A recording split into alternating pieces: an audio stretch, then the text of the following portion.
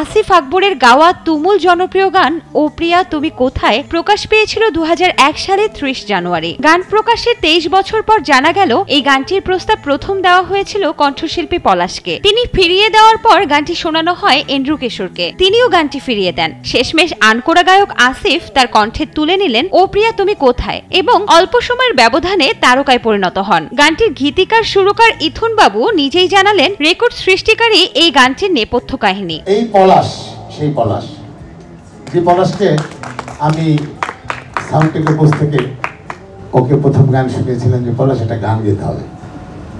ভাই কোন গান? ও প্রিয়া তুমি কোথায়। তো বললো আচ্ছা ঠিক আছে বাবা শুনি। শোনার পরে যাই হোক গাওয়া আর হয়নি। এরপরে তো এন্ড্রু কিশোরও গাওয়া হয়নি।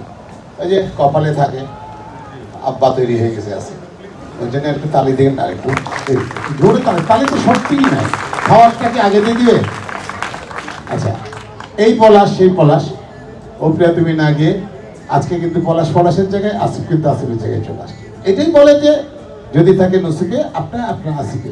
এখনো মাঝে মাঝে মাঝরাতে ঘুমের ঘোরে শুনি তোমার পায়ের আওয়াজ, যেন তুমি এসেছো ফিরে। গায়ক আসিফ আকবরের আরেকটি শ্রোতাপ্রিয় গান। সম্প্রতি গানটি কভার করেছেন শাহরিয়া লিপি। গানটির প্রকাশনা অনুষ্ঠানে উপস্থিত ছিলেন গায়ক আসিফ আকবর, পলাশ, গীতিকার সুরকার ইথুন বাবু। এই প্রকাশনা অনুষ্ঠানে গায়ক পলাশকে মঞ্চে ডেকে নিয়ে এমন তথ্য দিলেন ইথুন বাবু। অন্যদিকে পলাশ বলেন শ্রোতাপ্রিয় এই গানটি গাইতে না পারায় তার কোনো আফসোস নেই, বরং আসিফের গলায় গানটি ভালো মানিয়েছে বলে উল্লেখ করেন তিনি। ও প্রিয়া আসলে যার নসিবে ছিল সেই পেয়েছে, আর আমার মনে হয় আমি গাইলে এই গান হিট করতো না। ওর যে টোন, ওই টোনের সাথে গানটা এত ভালো মিলেছে যেটা আমি গাইলে হতো না, আমার তাই মনে হয়। আর এইটা নিয়ে আমার কোনো সময় কোনো আক্ষেপ নেই।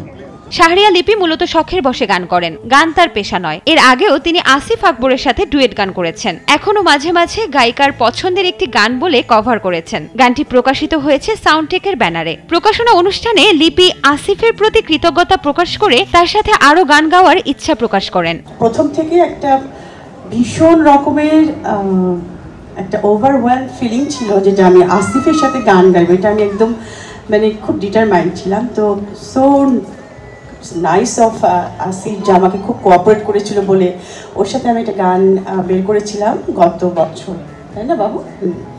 গত বছরের আগের বছর। তো সেই অনুষ্ঠানে আমি অ্যানাউন্স করেছিলাম যে আমি আবার আসিফের সাথেই গাইবো। তো আসিফের সাথে সামহাও একটা বছর মিস হয়ে গেছে বলে তখন আমি বাবুকে বললাম বাবু আমি কী করবো? তো বাবু বলল আচ্ছা ঠিক আছে তাহলে আসিফের গানেরই তুই একটা কাভার সং কর।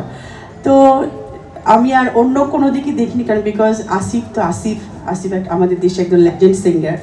ও আবার ইন্টারন্যাশনালও আবার সিঙ্গিংয়ে চলে গেছে, ও ইন্ডিয়াতে খুব ভালো গান করছে, অনুরাধা পাদওয়াল, তারপর আরও কারোর সাথে না আরও।